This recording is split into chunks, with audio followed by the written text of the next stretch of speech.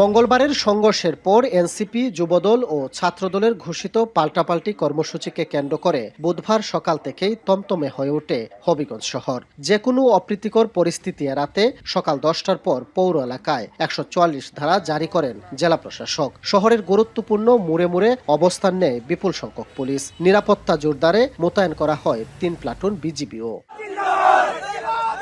বুধবার বিকেলে 144 ধারা উপেক্ষা করে হবিগঞ্জে প্রবেশের চেষ্টা করেন এনসিপির কেন্দ্রীয় নেতারা। গাড়ি বহরে ছিলেন দলের আহ্বায়ক নাহিদ ইসলাম, সদস্য সচিব আক্তার হোসেন, মুখ্য সংগঠক সার্জিস আলম, হাসনাত আবদুল্লাহ, সারোয়ার তুষার এবং জাতীয় নারী শক্তির সদস্য সচিব মাহমুদা মিতু সহ কেন্দ্রীয় নেতারা। তবে বাহুবল উপজেলার পুরাতন ঢাকা সিলেট মহাসড়কের রশিদপুর এলাকায় তাদের গাড়ি বহরের গতিরোধ করে পুলিশ। এ সময় পুলিশ ও নেতাকর্মীদের মধ্যে কথা কাটাকাটি এবং ধাক্কাধাক্কির ঘটনা ঘটে।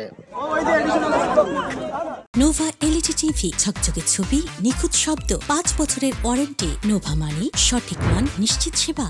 দীর্ঘ 2 ঘন্টারও বেশি সময় আলোচনা ও উত্তেজনার পর বিক্ষোভ কর্মসূচি স্থগিত করে এনসিপি। পরে হামলার ঘটনায় মামলা দায়েরের জন্য 5 সদস্যের একটি প্রতিনিধি দলকে হবিগঞ্জ সদর থানায় যাওয়ার অনুমতি চায় দলটি। তবে নিরাপত্তার কারণ দেখিয়ে তাতেও সম্মতি দেয়নি পুলিশ। পরে উভয় পক্ষের সমঝোতায় সিদ্ধান্ত হয় পাশের কামাইছড়া পুলিশ ক্যাম্পে অভিযোগ নেওয়া হবে। এখানে বিএনপি, সরকার, এখানকার দলীয় এমপি সবাই মিলে প্রশাসনকে তাদের দলীয় এজেন্ডা বাস্তবায়ন করাচ্ছে এবং সর্বশেষ তারা এখানে চারপাশ দিয়ে ছাত্রদল, যুবদল, তারপর বিএনপির বিভিন্ন ধরনের আমরা ওই দিক থেকে স্লোগান শুনছি।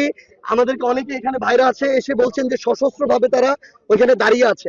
সন্ধ্যার পর এনসিপির আহ্বায়ক নাহিদ ইসলামের নেতৃত্বে 5 সদস্যের প্রতিনিধি দল কামাইছড়া পুলিশ ক্যাম্পে উপস্থিত হয়। সেখানে মঙ্গলবারের হামলার ঘটনায় জেলা ছাত্রদল সভাপতি শাহ রাজীব আহমেদ রিঙ্গনকে প্রধান আসামি করে 11 জনের নাম উল্লেখ এবং অজ্ঞাত আরো প্রায় 100 জনকে আসামি করে লিখিত অভিযোগ দেন জেলা ছাত্র শক্তির আহ্বায়ক তন্ময় তাহের।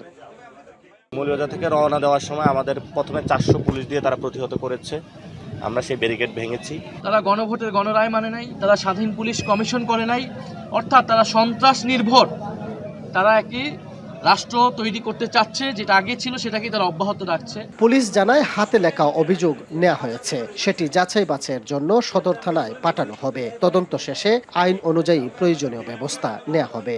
এটা আমি গ্রহণ করেছি। আমি এটা থানায় নিয়ে থানায় আমার অফিসার ইনচার্জ আছে, প্লাস আমার ঊর্ধ্বতন কর্তৃপক্ষ আছে, তাদের সাথে কথা বলে পরবর্তী যে আইনানুগ পদক্ষেপ এটা আমরা খুব দ্রুতই নেওয়ার ব্যবস্থা করব। অভিযোগ জমা দেওয়ার পর কেন্দ্রীয় নেতারা পুনরায় শ্রীমঙ্গলের উদ্দেশ্যে রওনা হন। কাজল সরকার, এখন হবিগঞ্জ।